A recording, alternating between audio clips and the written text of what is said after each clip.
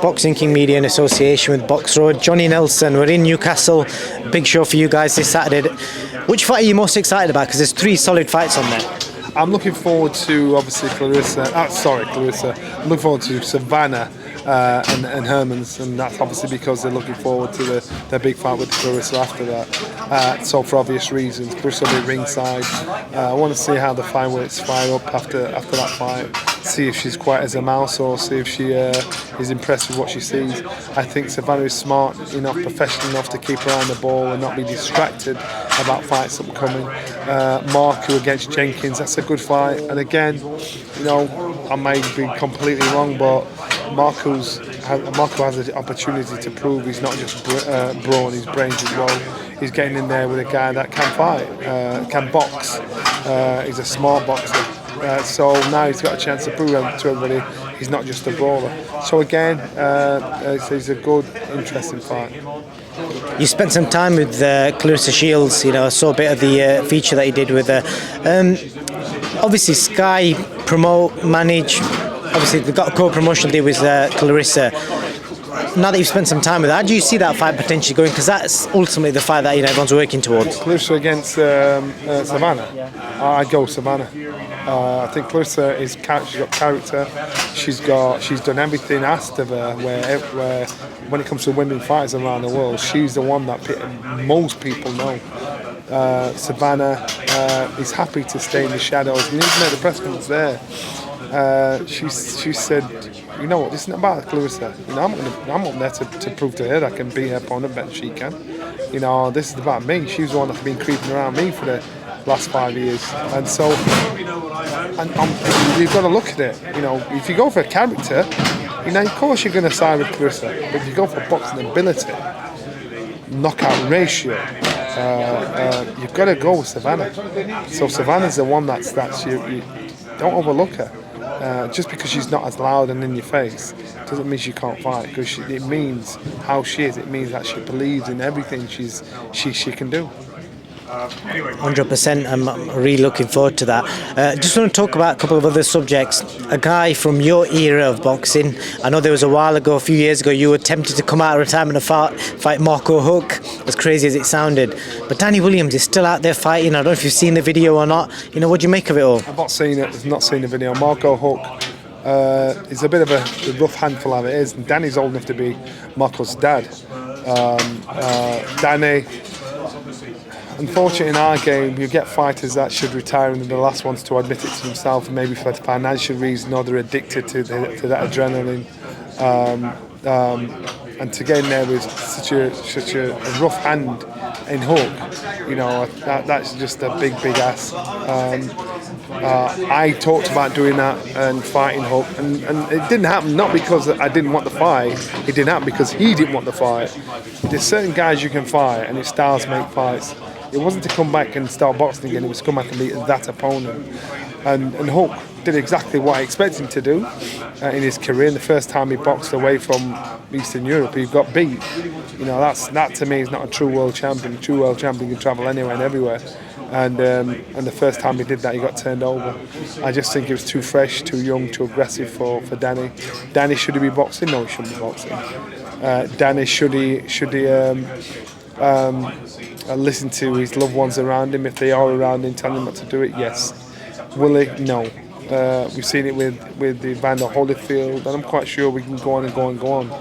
The problem is in 5-10 years time down the line, he's 50 years old now, you know, it's going to affect him. It's going to affect his speech, his memory, his mobility, his health. And this is why governing bodies are in place to save fighters from themselves. Fairly put, Johnny. And just moving on to your mate Kell Brook, I spoke to Ben Shalom earlier. It appears that fight is very close to being made at £158, and I know previously you've suggested Kell should retire, but if it's made at £158, do you give Kell a chance? How do you see it going? Oh, of course I give him a chance. Kell's got more experience than everybody put together. Kell, on his day, beats every one of them, hands down. The fighters you're talking about, right, like Eubank, like Connor, on his day. But Kell needs that same motivation, that same drive, that same hunger, fire that he trained for Amir Khan. which is why he's performed so outstandingly. To fight, I don't know, Eubank, is there a clause in it? If he's 158, can Eubank only put a certain amount for come fight day? You don't know. I'd prefer him not to. I would prefer him not to. Just based on what you're saying there, Eubank actually says that he believes Kell will actually weigh more fight night. Okay, he won't. But that's down to Eubank. He won't. I know how Dominic trains. I know what he'd expect from Kell. I know what fight Dominic wants him to have and not have. So let's just wait and see. Because if it comes down to tactics, I'd lean towards Dominic every day of the week. But let's just wait and see. I prefer him not to, but if that's his decision, that's his decision. I'm not his dad. I'm not his cash cow. Some people, it's £1 million carrot or a few £1 million carrot to dangle in front of your face. So I totally understand the temptation. But I also see the other side of the coin, years down the line, when you think, was it financially worth it? When the money's gone, the memory stays there. So if I was Kell, if I was going to fight, I'd fight someone like Josh Taylor. Eubank, yeah, it's a big one, gets the attention there, but you know what, I just think that's how I call it, but that's his call, it's his call. Fair dues, Johnny. Last question, because they're wrapping up behind us. Jarrell Miller, I'm sure you've seen, he's been in camp with Tyson Fury. What's your views on that? Because there's been quite a bit of a backlash online, fans are saying that he shouldn't be allowed to be training with Tyson, etc. What's your views on that? Unfortunately, guilty by association, and that's what the PC brigade will do. Tyson Fury wants someone that's going to be similar to his opponent. He finds that in Miller. Miller, for whatever he's done and however he's done it, his professional career, in my opinion, is probably over because of the discrepancies in his career. For Tyson Fury, just choosing him to use as a sparring partner, so what? Even if he is on gear, it suits Fury more than anything, because he's thinking, right, I've got to get in there with this animal that's coming forward all the time, trying to put me under pressure. So Fury wants the best possible preparation for his fight against Dillian Whyte. So I get that. Unfortunately, it's going to be guilty by association, and they're going to say, well, why using him? He's done this, that, and the other. That's him. Tyson's saying, well, it's not my problem. Check him. So that's Tyson's call.